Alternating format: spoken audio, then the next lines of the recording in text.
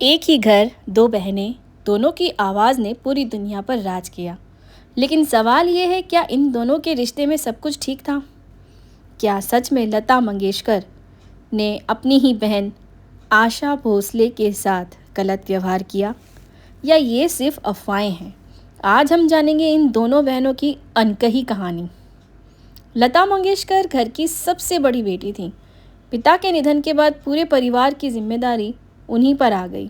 छोटी उम्र में ही उन्होंने काम शुरू किया, परिवार को संभाला।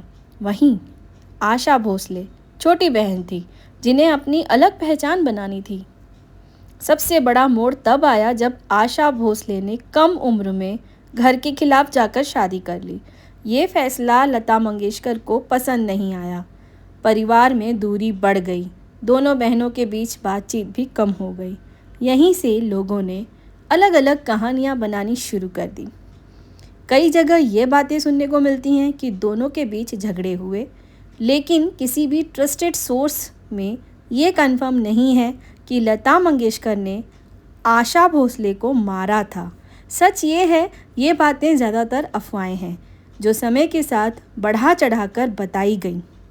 दोनों बहनें एक ही इंडस्ट्री में थीं। कंपटीशन होना तो स्वाभाविक था, लोग कंपैरिजन करते थे, लेकिन लता मंगेशकर मेलोडी की क्वीन बनी। आशा भोसले वर्सैटिलिटी की पहचान बनी।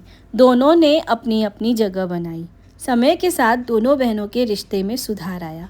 उन्होंने एक दूसरे का सम्मान किया, पब्लिक में भी अच्छे रिश्ते दिखे। ये बताता है कि रिश्ते चाहे कितने भी मुश्किल हों, समय के साथ ठीक हो सकते हैं। तो सच्चाई क्या है? दो बहनों के बीच मतभेद थे, लेकिन प्यार और सम्मान भी था। और सबसे ज़रूरी बात, हर कहानी जो हम सुनते हैं वो पूरी सच्चाई नहीं होती, इसलिए सच को समझना ज़रूरी है, ना कि अफवाहों पर भरोसा करना। क्योंकि लता मंगेशकर और आशा भोसले सिर्फ बहनें नहीं थीं, वो भारतीय संगीत की सबसे बड़ी ताकत थी। रिश्ते कभी भी परफेक्ट नहीं होते, लेकिन सच्चे रिश्ते वो होते हैं जो हर गलत फहमी के बाद भी टूटते नहीं, बल्कि और मजबूत हो जाते हैं। आज भी हम जब लता मंगेशकर और आशा भोसले का नाम लेते हैं, तो हमें सिर्फ दो बहनें नहीं, बल्कि संगीत की दो अमर आवाज़ें याद आती हैं। अफवाहें समय के साथ बदल जाती हैं, लेकिन सच्चाई हमेशा वही रहती है। और सच्चाई ये है कि इन दोनों बहनों ने मिलकर भारतीय संगीत को वो ऊंचाई दी जहां पहुंचना हर किसी के बस की बात नहीं।